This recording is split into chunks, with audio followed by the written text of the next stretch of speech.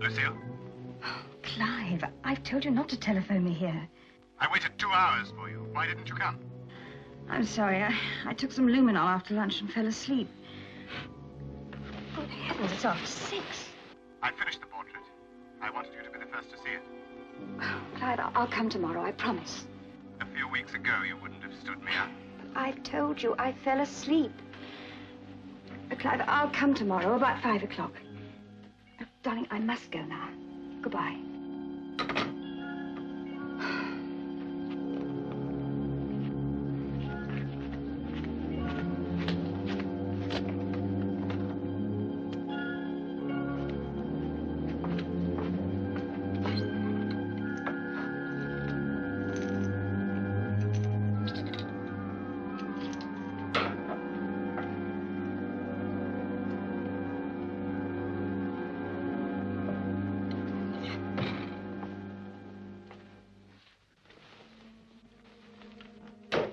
Lucille?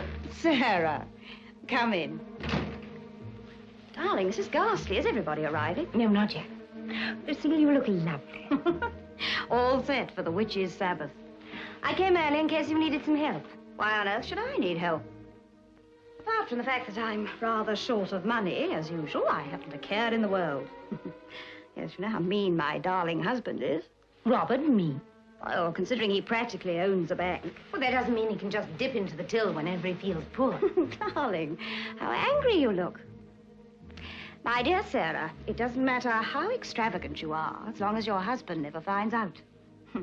That's one of the first lessons you'll learn when you marry. Anyway, I always manage to raise the money somehow. Tonight, I'm going to be at my best. Robert's wife. Demure, charming, and just a little elusive. Lucille, do be careful. Supposing he should find out.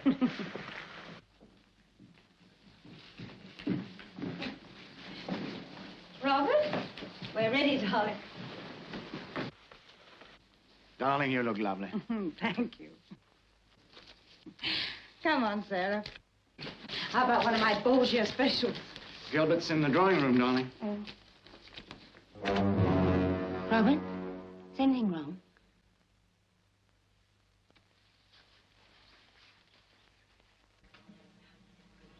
How are you, Gilbert? Oh, moderately flourishing. Only moderately. Oh, good heavens. Don't tell me the bank's going bust as if they couldn't bear it. You know, it always surprises me that after 10 years as a banker's wife, you seem to imagine the bank is some sort of private mint. Well, why not? Money's for spending, not for locking away. Robert? Who else is coming? Robert? Who else is coming? Oh, I'm sorry, Sarah. Just the Langfords. Mr. and Mrs. Langford. Lucille. Hello, Nella. Darling. Forgive me if I cling to my bit of ermine until I thaw out. The car's laid up and we had to come by bus. Much as I adore my virile husband, he just doesn't seem to be the kind of man who can ever get a taxi. There wasn't one. Not one that would stop for you. Oh, nonsense, Nella. John's always got shows of taxis whenever I've been with him. Really? Must be me, then. I haven't your allure. Oh, no, Hello, Robert. I love your dress, Lucille. Thank you. Bought it off the peg, didn't you, darling? Yes, it was quite a find, wasn't it? Oh, I wish I knew a peg like that. What's his name? Christian Dior? Hardly.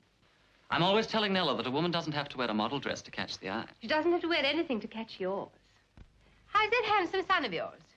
Enjoying himself up at Oxford. His latest plan is to become a fashionable barrister, specializing in divorce. Why, he could have a much more exciting time at the criminal bar defending murderers.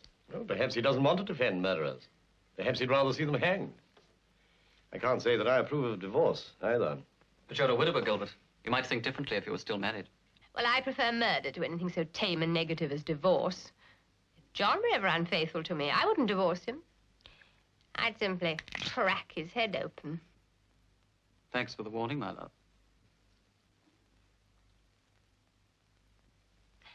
How about you, Robert? Would you rather kill Lucille or divorce her? I hope I shall never have to make the choice. So do I.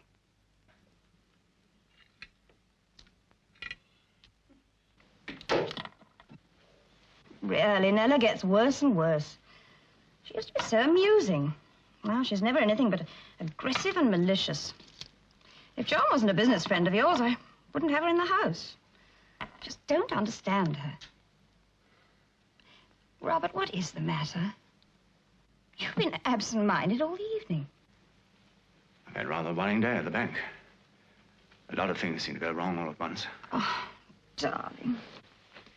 Darling, I'm terribly sorry. It's getting late. We'd better get some sleep. Robert, what is it? There is something different about you. You're trying to avoid me. Must the whole world revolve entirely around you? Your world must. I do love you, darling. You know that, don't you?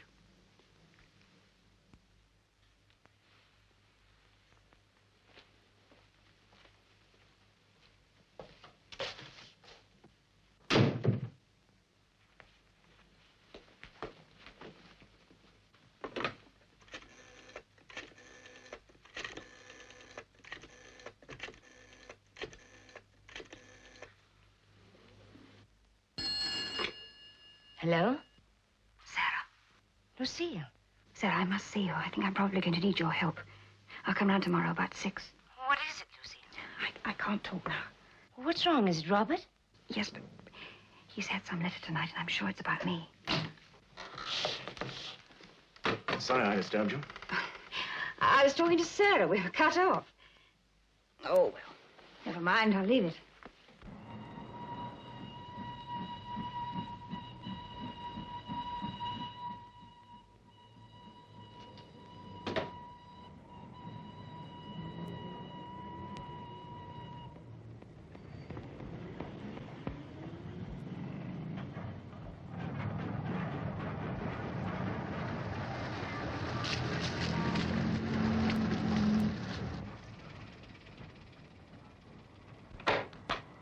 You're late. It's 5:30. Clive, I'm terribly sorry. I just couldn't get a taxi anywhere.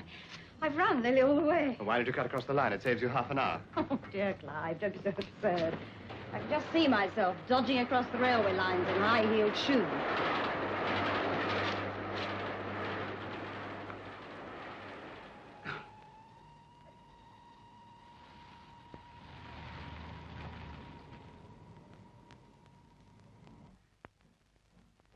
Clive, I'm so excited about the portrait. Let me see it.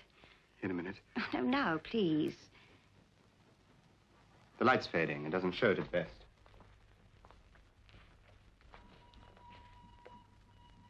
Clive, it's horrible. I knew you'd say that. But an artist has to paint what he sees. Not only the body, but the soul. But I haven't got a soul like that. It's cruel and humiliating. Clive, what made you do it? For months now, I've helped to support you. I paid your bills so that you could work without worry. What's that got to do with this? You believed in my talent. You enjoyed having a tame protege to worship at your feet. I'd no idea you hated me so much. I hate you because you're the most tantalizing, most provocative, most adorable woman I've ever met.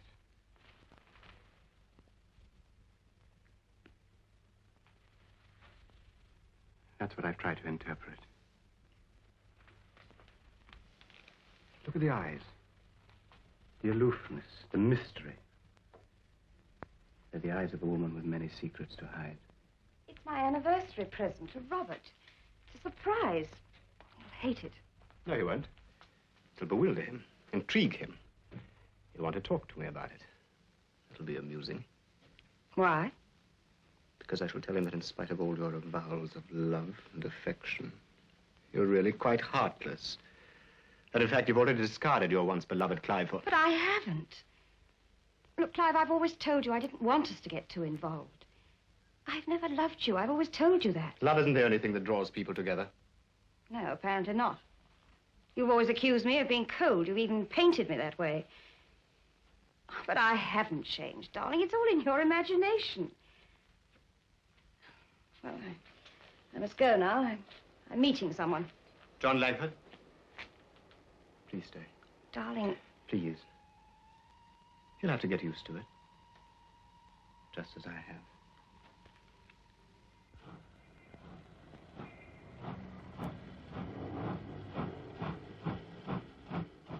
Darling, I really must go now.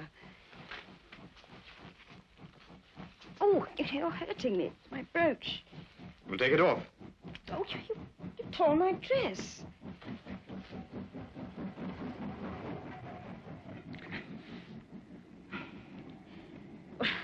I don't know what Robert will think of the portrait, but perhaps you'll bring it round to the house on Friday, will you, darling?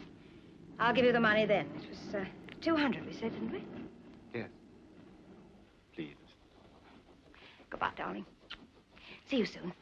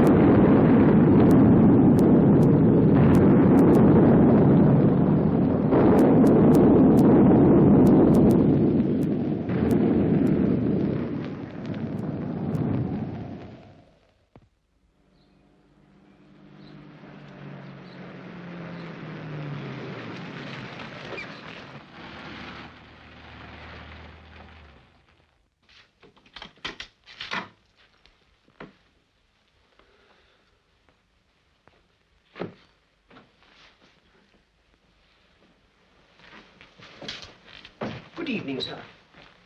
Bring me some whiskey, everybody, please. Very good, sir. Mrs. Hales is home yet? No, sir. She ordered dinner for 8 o'clock. Shall I serve dinner, sir? No, I'll wait. Just bring the whiskey. Yes, sir.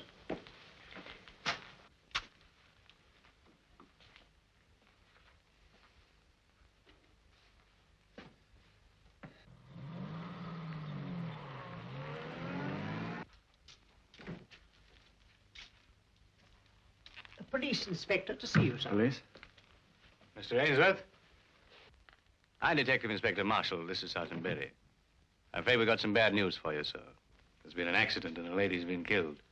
From letters and papers in her handbag, we believe she's your wife.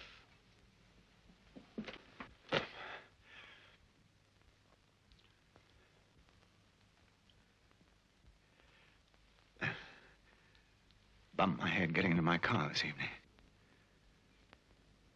Naturally, we'll want you to come down with us and identify the lady. But why are you here? A detective? What? The doctor's report hasn't come through yet, sir. But the cause of death appears to be strangulation. Strangled? Lucille? Well, shall we go? Yes. Yes, of course.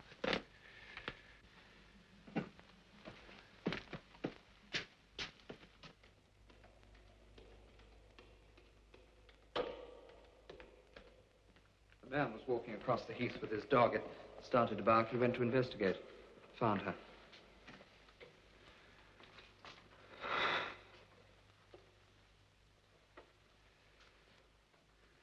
But why? Why would she be on the heath? Unless she was killed somewhere else and carried there. No, sir, she was on the heath. Mr. Marshall has her handbag, sir, but apart from a letter and a couple of receipts, the rest of the contents are missing. Then it must have been robbery. They left a diamond wristwatch and a diamond bracelet. Could you give us a list of the contents of your wife's handbag? No, but I dare say her maid would know. Thank you, sir. There is one other thing. There was a slight tear in her dress at the neck here.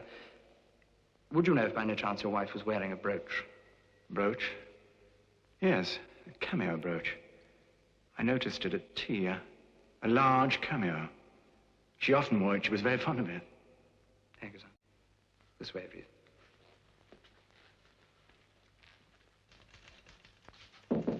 Come in. Mr. Ainsworth, sir.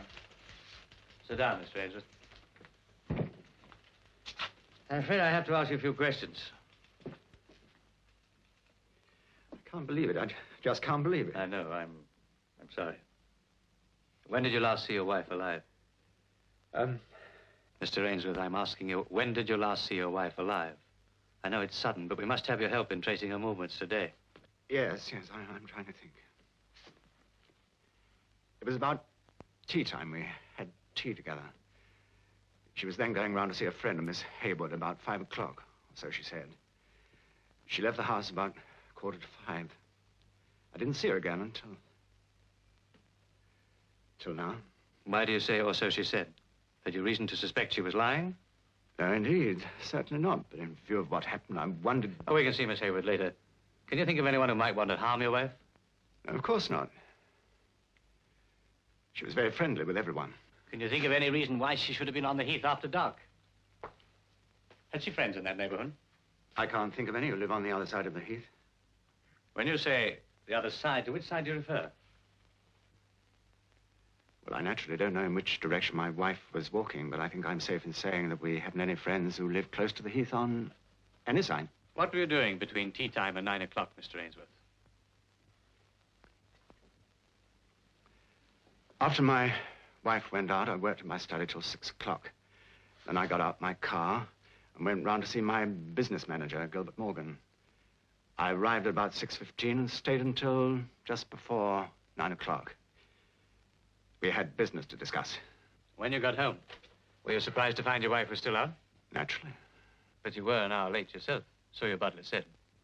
Yes. I had a great deal to talk about to Mr. Morgan, and we rather forgot the time. I suppose my wife forgot it, too. Your wife was dead, Mr. Ainsworth. Well, that'll be all for now. Sergeant Berry will take a detailed statement from you in the morning. Meanwhile, we'll fix some transport for you, get you home.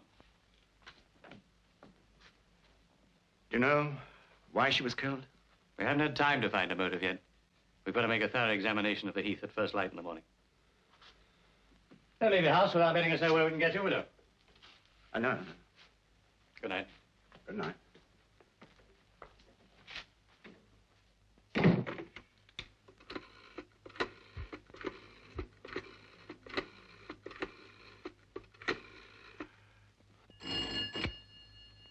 Hello? Gilbert, Robert here. Have the police been to see you? Police? No, why? I can't tell you over the phone, but get round here as soon as you can. It's desperately urgent. Very well. Right, well, I'll get a taxi and come right away. I'll be with you in about 10 minutes. No. Walk here. Come in by the garden. I'll leave the door open. I'll be in my study. Right you are. Goodbye. I could see them in the distance, the two of them. My first impulse was to beat the man's brains out, and I started after them. Then I stopped and got hold of myself. I thought, perhaps he isn't her lover. Perhaps there's some other explanation. I decided to wait till she got home and challenge her, see what she had to say. I got back into the car. I meant to go straight home, but I couldn't. I drove out along the Great North Road, hell for leather. Then I stopped. After a bit, I cooled off and turned round and drove home. I didn't kill her, Gilbert. I know that, Robert. What a dreadful thing. Poor Lucille. It's unbelievable. Gilbert, I told the police I was at your flat from 6:15 till 9 o'clock with you. I was taking a chance on your being there. But why didn't you tell them the truth, what you told me? How could I? I was there when it happened. They would have arrested me on suspicion. Please back me up. I know it's a lot to ask. No, it isn't that. After all you've done for me in the last 15 years, it's not that. It is, I don't think it's wise, Robert. I can't go back to the inspector now and tell him I was lying. No, I see that. Fortunately, I was at home all the evening. So it is a possible alibi. All right, I agree. Yes, I'll do it. But our stories must agree. Have you Blacks found anything? No, nothing yet.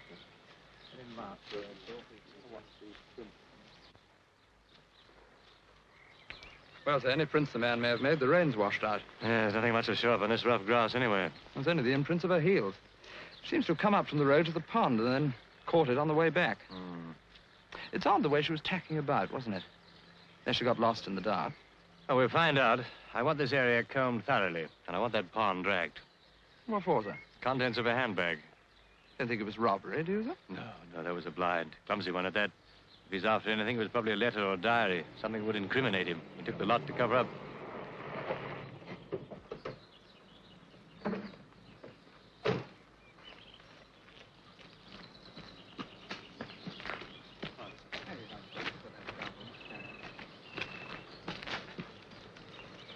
Surgeon's reports come through, sir.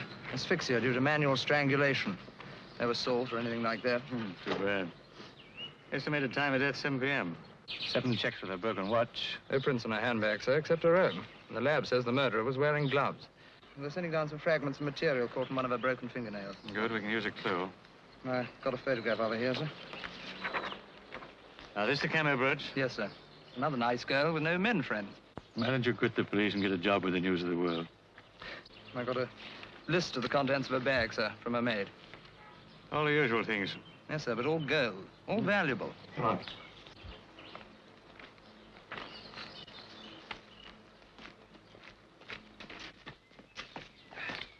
You know Ainsworth's collapsed, sir? No. Yeah, the doc wouldn't let me near him for a statement. Must be the shock, I suppose. Oh, fright.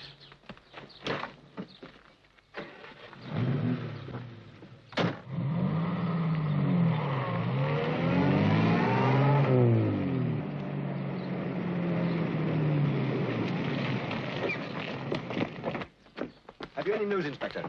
Later. Oh, just one minute. Later, boys.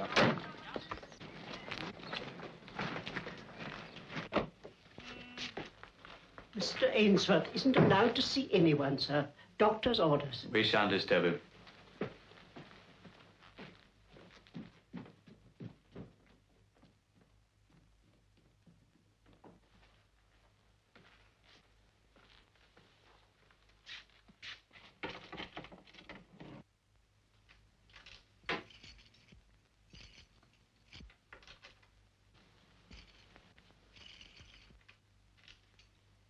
Carry on. I don't think we've met. My name's Sarah Hayward. I'm a great friend of the Ainsworths. Ah, Rigby. What is that room? Mrs. Ainsworth's private sitting room, sir. Should have been sealed. Who locked the door? The officer who came last night, sir. He only sealed Madame's bedroom suite. You should go far. Take a look at the bedroom suite and then get statements from the servants. Okay.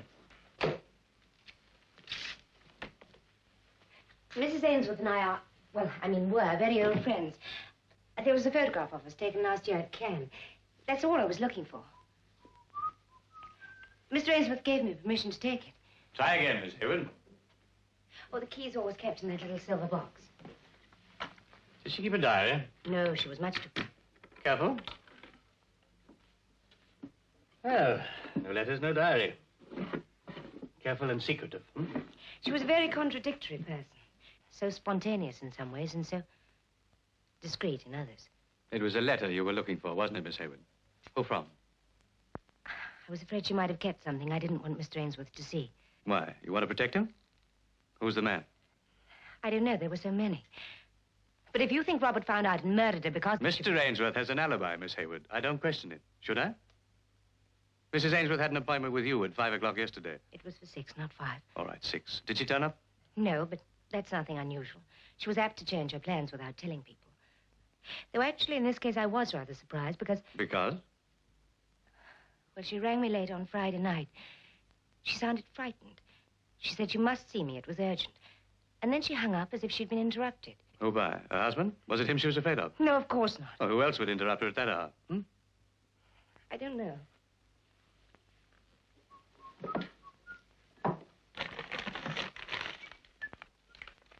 What's that? About £200. 200? Lucille never had any money. She was so extravagant, she was always in debt.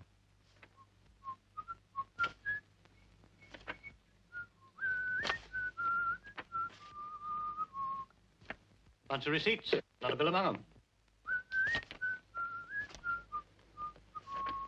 She may have been extravagant, but she doesn't appear to have been in debt. Where did she get it? Ask me again later, Miss Hayward, I might be able to tell you. Shall we go? Good morning. Morning. Very attractive, unmarried. Carrying a torch for Mr. Ainsworth. I got that impression. Has been known for a woman to strangle. I wonder if she's strong enough.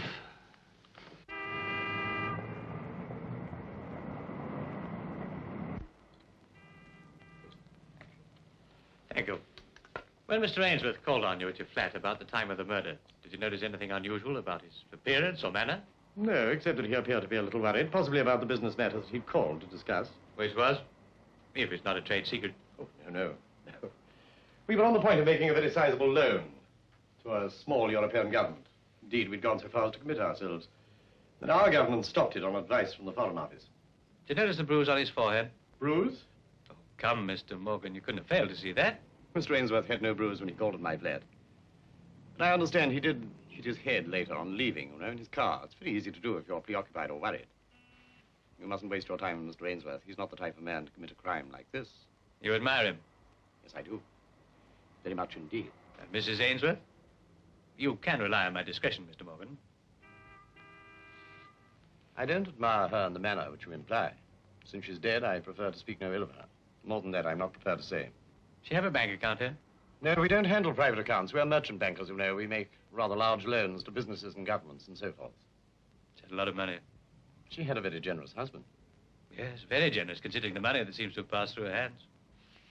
I know nothing of Mrs. Ainsworth's private affairs. How'd you scratch your hand, Mr. Morgan? Why, oh, this.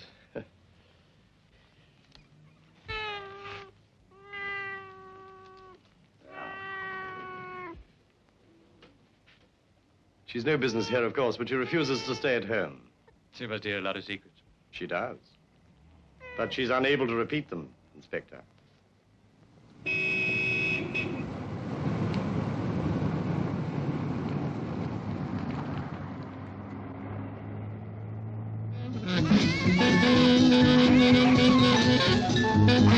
David Bradley's party? No. We would have gone, but I feel so sorry for my friends, always seeing me in the same old dress. Went to a cinema in the afternoon and got home about 6. My husband then put his feet up while I cooked the dinner. I'm a good cook. I have to be. We have no maid. We had dinner at 7, then we watched television till the thing closed for the night. Not a moment too soon. It was mostly boxing. My husband loves manly sports. Well, knowing Mrs. Ainsworth, do you think she might have gone to the Heath to meet a man? A man? You dear, sweet, innocent thing. What else would you have gone to meet? A mouse?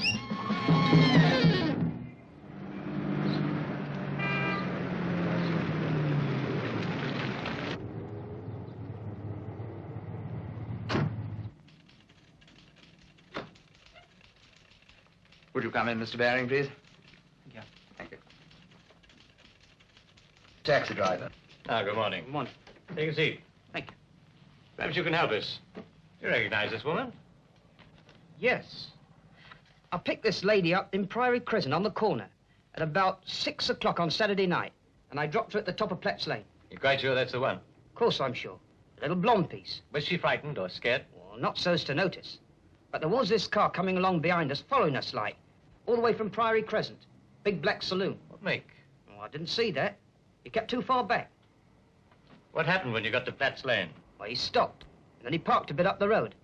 I didn't attach nothing to that. Right. Well, thank you. We'll be in touch with you. We got your number, haven't we?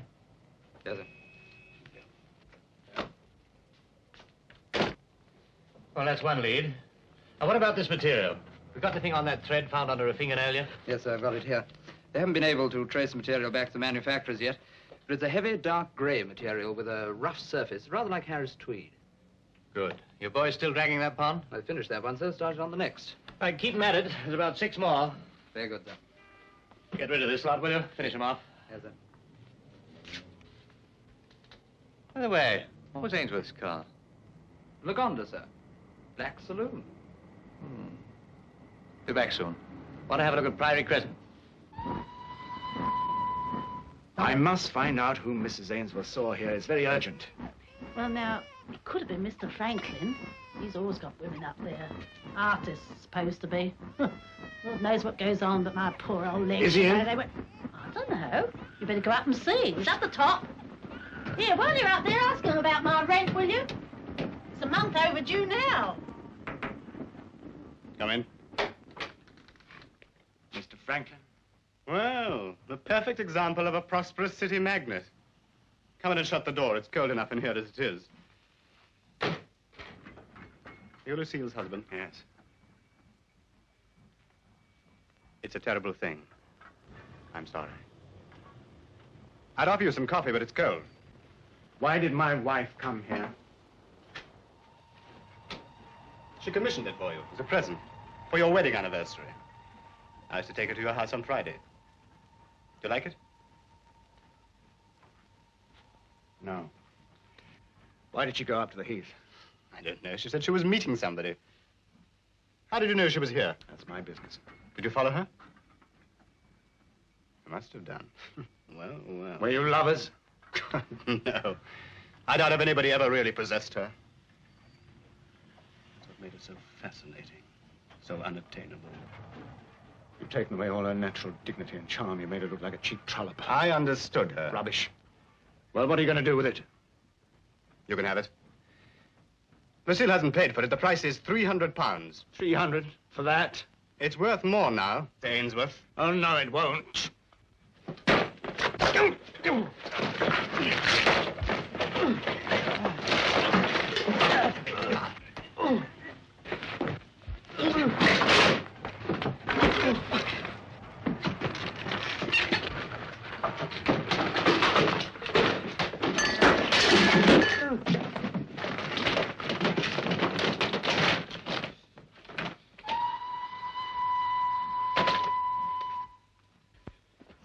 Lucille's brooch, the one she was wearing when she was killed.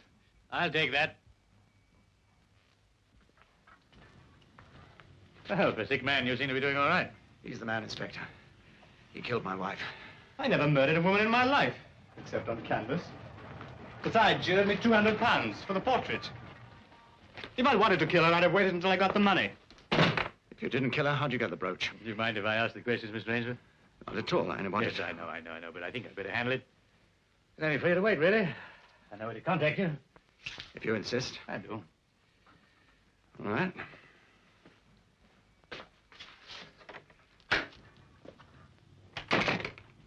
Well, where did you get this brooch? She left it here. Just like that? I pulled it off. It is in my way. Or isn't that explicit enough? When? About 5:30 on Saturday.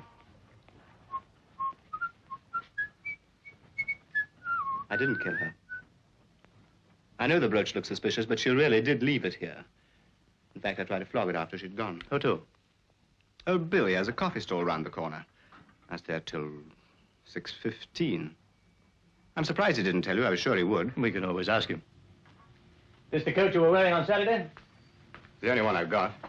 Nice piece of cloth. If you left the coffee stall at 6:15, where'd you go from there? Hampstead Heath. Sheer coincidence. I went to the Spaniards. It's quite a distance from where she was killed, you know. I got there at 8 o'clock. Somebody can probably vouch for that. I'm well known there. How did you go? I walked up West Hill round by Hampstead Lane. I mean, a sort of half circle. I didn't hurry. It took me till 8. Now, if you'd have made your half circle to the south instead of to the north, you'd have passed near enough to Mrs. Ainsworth to kill her. Yes. But not in time.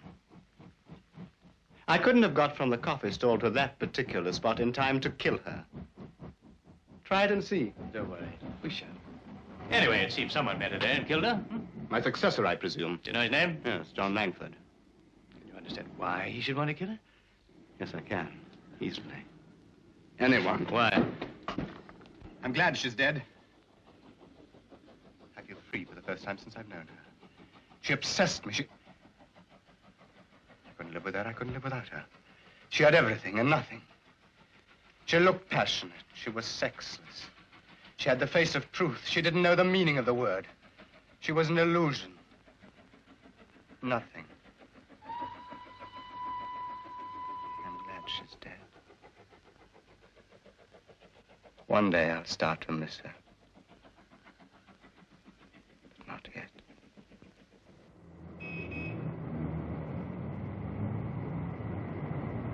Robert, what's happened? Come in. Your face. It's all right. I know whom Lucille saw on Saturday. A man called Franklin, an artist. We've been in contact. Unfortunately, the inspector turned up in the middle of it. You knew she was seeing this man, didn't you? I didn't know who it was, but I knew there was someone. So did I. But this clinched it for me. I got it on Friday, just before that dreadful dinner party. Your wife is leading a double life. She's associating with a married man. If this does not stop, the writer will take further steps, which will cause trouble and unhappiness for all concerned. Have you shown it to the inspector? How can I? It gives me a motive. But it gives the writer a motive, too. Robert, you must tell him the truth. I can't. But he can't suspect you anyway. You were with Gilbert Morgan. I wasn't. What? Then why... Robert, you must tell me the truth. Whatever's happened, I want to help you, but don't lie to me. I won't blame you, Robert. I know how she provoked you, how cruel she was to you. You must be out of your mind. I followed Lucille. I followed her to Franklin's and then to the Heath. She was there with a man, but I came away and left her. I didn't kill her. Then tell the inspector. He can't prove you killed her if you didn't. Why not? He's out for promotion, not justice. I don't believe that. At least he's honest. And he's no fool. No, that's my one hope, that he'll catch the real murderer before he catches me. Thank you, Sarah. You're a good friend. Yes. A good friend. Don't you know how much I love you? Did you hate Lucille? Now I know you didn't kill her. You suspect me. Oh, Sarah, darling, Sarah, I'm sorry. But I'm beyond making sense out of anything anymore. Listen, you must help me. Of course I'll help you. That's right. Stick up for her. I don't care if she is dead. Running around after everybody's husband. You most of all. And stop smiling in that idiotic way. Stop it! Stop it!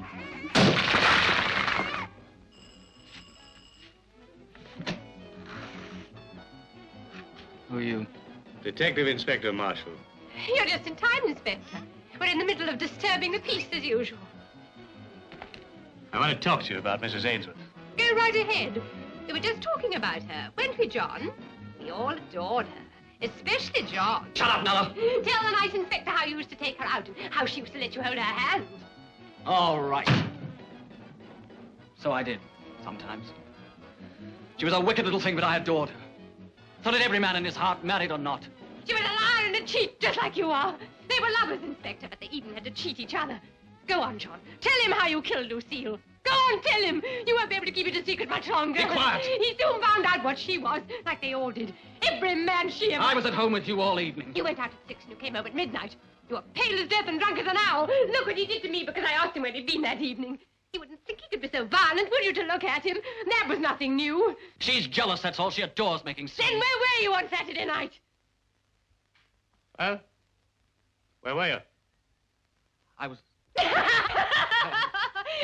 only knew how idiotic you look. You better come with me. This yours? I take that, too. You're not really going to take him, Inspector. I only meant... You said enough, Mrs. Langford. I didn't mean... Let's go. No! Oh, John! No! Inspector! No, wait. We can't leave it like that.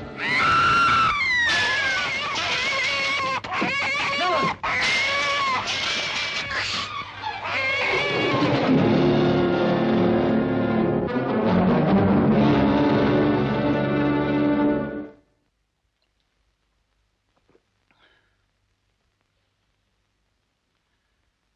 Nella really did believe I killed Lucille.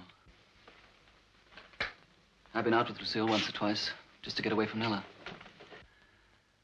The trouble was, Nella really loved me. That's what made her so insanely jealous. She'd even written an anonymous letter to Robert. That's what we were quarreling about when you arrived. But it was true what she said. You weren't home on Saturday night. Yes? Where were you then? I went to a club to have a few drinks. We were there from about 6:30 until 10 o'clock. Ask the barman, he'll remember us. Us? I was there with a friend. What's your friend's name? Julie Maddox. She's an actress of sorts. We went back to her flat. That's why I couldn't tell Nella where I'd been. But you were also in love with Mrs. Ainsworth. I've never been a one-woman man, Inspector. Nella's nagged me about it ever since the day we were married. I've even hit her occasionally. But she did ask for it. You must have seen that. She'd get quite hysterical and swear she'd do herself in. Did you ever give Mrs. Ainsworth any money? Money? I haven't got any money. Not what she meant by money. What was the name of the club you went to with this other girl? Oh, I don't know. The Florabelle Club, I think. When you got home on Saturday night, was your wife in? She was in all evening. How do you know if you weren't there? But surely you don't think that Nella killed? If she did, we'll have a hell of a job proving it now, won't we? Well, frankly, I'm worried. Marshall isn't going to leave us alone. He must know we're lying. He nearly caught me out about that bruise of yours. I'm desperately sorry, Gilbert, getting you into this mess. He can get us both now as accessories after the fact. And what about the bank? This is going to ruin us. If only we can hang on for a day or so. Well, I thought of that. Now, how would it be if I slipped over to our Paris office for a few days? I ought to go, you know, in any case. If I'm in Paris, I can't be questioned. The inspector's hardly likely to follow me there. It might be safer if I went. Oh, no. He'd smell a rat if you went. After all, you're a suspect. I think I'll go at once. I'll go home now and pack a bag. Yes, it'll give us a respite anyway. Well, you'll find me at the Frontenac. You might let the inspector know that, will you? It'll reassure him. Oh. Will you take care of Sasha for me? Yes, of course. Thank you, Gilbert. I won't forget this. Good luck, Robert. Yeah? Good.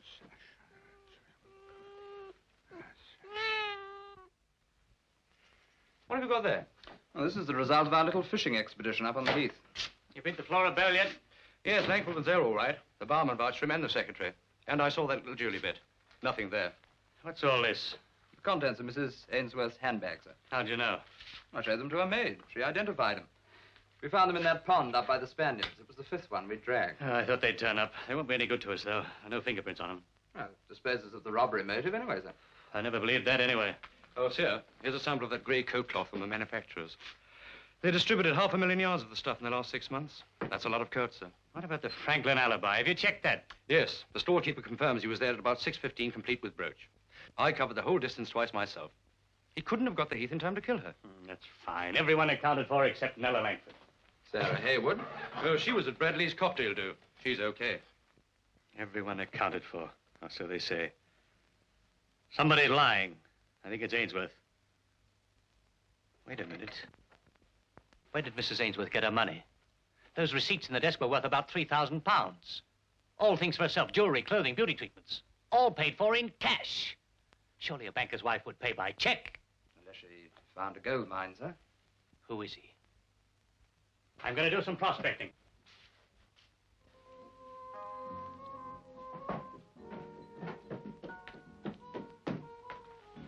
Come on, Casanova. Where do I find her? Visitors. Good afternoon. I'm Colonel Jarvis, the secretary. I don't think I know you, gentlemen. Detective Inspector Marshall, Sergeant Berry. Sir? It's Mrs. Ainsworth I want to talk to you about. I believe she came here pretty often. No, I wouldn't say that. Wouldn't you? I've got 5 receipts here, signed by you for Mrs. Ainsworth's bridge and poker debts. She lost about £600 here in the last few weeks. Well, naturally, we're only too anxious to cooperate, Inspector, but our members expect their affairs to be treated in the strictest confidence. They shouldn't get themselves murdered then, should they? She pay by check or by cash? Cash, always. She had plenty. Anyone ever help her out? Pay for her? Not to my knowledge. Let's talk to your barman. I'm sure he can't tell you any more than I can. Just the same, let's talk to him. Excuse me. Afternoon. Afternoon, sir. You knew Mrs. Ainsworth, didn't you? Yes, sir. Where'd she get her money? Well, sir, were plenty of men ready to finance her, sir. She could pick and choose. They'd need deep pockets. There's Mr. Goodman. He'd fit the bill. Goodman. Bernard Goodman, the bookie. You never saw a man with so much money. But me, God, he's too mean to breathe. Of course, he had to lay a bit out on Mrs. Ainsworth because he was doing some shopping there. Was he been in today? He hasn't been in since she was murdered. I'm telling a lie. That's him now.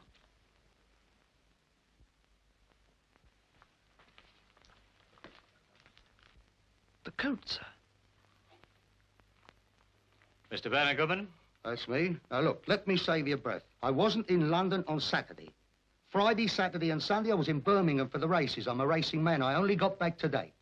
Look, hotel bills, theatre tickets, a menu. Look, I can account for every minute of my time. Go and check it. Check it. Go and check the lot. Only remember, please, I'm a very busy man. What's this? We suspect the murderer was wearing a coat similar to this. To this? I only bought it this morning. It's not new. Did anyone say it was new? I got it from a client of mine. A humble fella, a porter. He owed me a £5. He came to my office this morning. He says to me, Mr. Goodman, I owe you a £5. I haven't got a £5. Will you take the coat instead? I'm soft in there, so I took the coat. Right, let's have a look at it.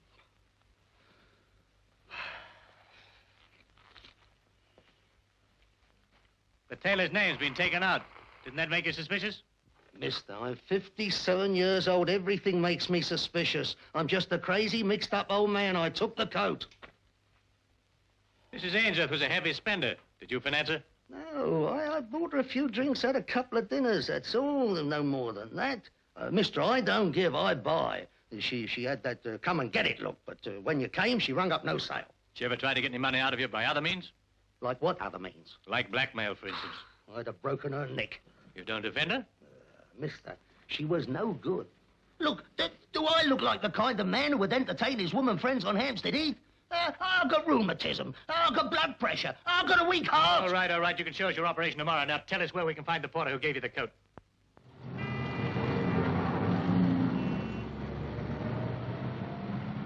But Gilbert Morgan lives here. Was this the address Goodman gave it? Come on, let's go see this porter. Why didn't you come forward and tell me he gave you this coat? Well, the papers never said nothing about an overcoat. Just some threads or something caught underneath her fingernails. But didn't you think it odd he should suddenly hand you down a coat like this one? No, I didn't. Mr. Morgan was always handing me down his clothes when he'd had enough of them for the Salvation Army. He'd give me a suit as well as that coat and some socks and shoes. I sent them up this morning. Except the overcoat. Why'd you offer it to Bernard Goodman? Why him? Because I owed him money, like I told you. All the blokes around here bets with Goodman. He's got an office over in Baker Street. Well, he's a very fair man if you pay him. If you don't, he takes something off you, like that overcoat. He's got half my furniture up in his office. Wait a minute. Take us up to Mr. Morgan's flat. It's no good you going up there. He's gone. Gone? Where? I don't know. Took off in his car about 20 minutes ago. Took all his luggage with him, too.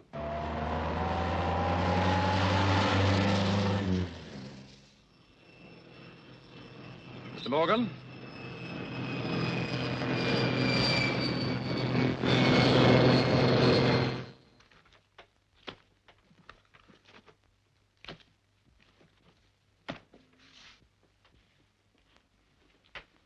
Why did you kill her? I didn't kill her. You were on the heath, Mr. Morgan. We tested your overcoat. We found dust and gorse pollen. I'm quite sure you did. I live up there. I often walk on the heath. And so do a lot of other people, too. Why were you trying to leave the country? I'm trying to help Robert preserve his alibi. Which is false, isn't it? But you weren't going for a few days, Mr. Morgan. You were going for good, and you were taking half the bank with you. Well, you're a thief, if nothing worse. If you weren't worried about the coat, why did you try to get rid of it? Because I knew you were looking for a dark gray overcoat. How? How did you know? I read in the paper. Some threads were found in Lucille's nail. Threads, yes, but how'd you know they came from a coat like that? Only the police knew that. And the murderer. You met her on the heath, didn't you? Yes, I did. But I didn't kill her. I just met her. I was only with her for a few minutes. Was she blackmailing you? Yes. You see, well, some years ago, I embezzled some money from the bank. I meant to pay it back. Indeed, I could have done so, but Lucille discovered this and threatened to expose me if I didn't settle her debts for her. She ruined my life with her constant demands and threats for money. Why did you kill her? To keep her quiet? I didn't kill her. I met her on the heath, yes. I met her to give her the money. I suddenly decided that I wouldn't give it to her. I told her I hadn't got it. She'd wait. She'd have to wait. She was absolutely furious. She again threatened to expose me to Robert, but I said I didn't care a damn what she did. I'd got beyond caring. So I went away and I left her. All I wanted to do was to get out of the country before she had time to give me away. It was a struggle, Mr. Morgan. She clawed your coat. Her nails were broken. I know. She didn't want me to leave her. I pushed her off with my hand. A cat didn't scratch your hand. She scratched it, didn't she? No, I scratched my hand on the pin of her brooch. She wasn't wearing a brooch. But she was wearing it.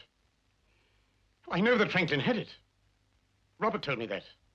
But I couldn't tell you that she was wearing it, could I, without revealing that I was with her?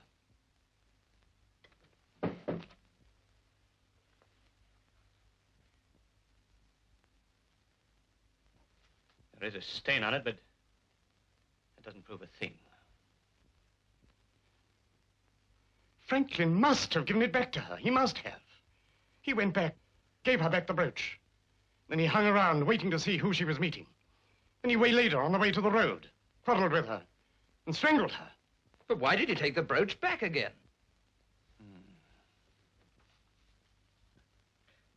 Because he'd been seen with the brooch earlier at the coffee stall. If the brooch was found on her body, it proved he'd seen her again. How did he get there in time?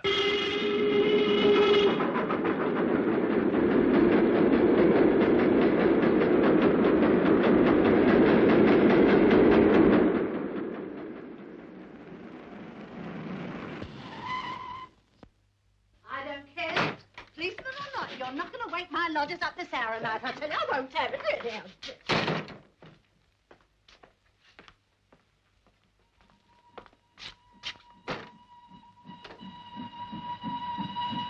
If you took a shortcut across that siding, where'd you come out? Look. It is. It's him. That's how he got to the heath. He jumped a truck. That's our man. Come on.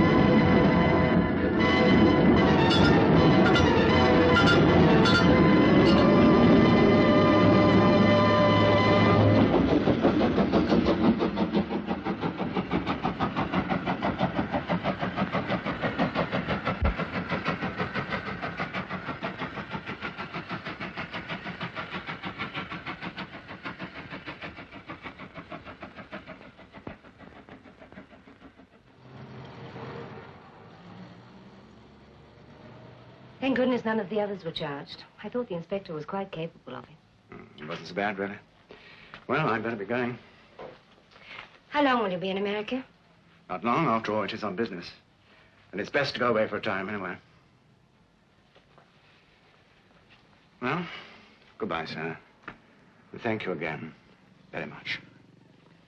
You will come back, Robert. Yes, I'll come back.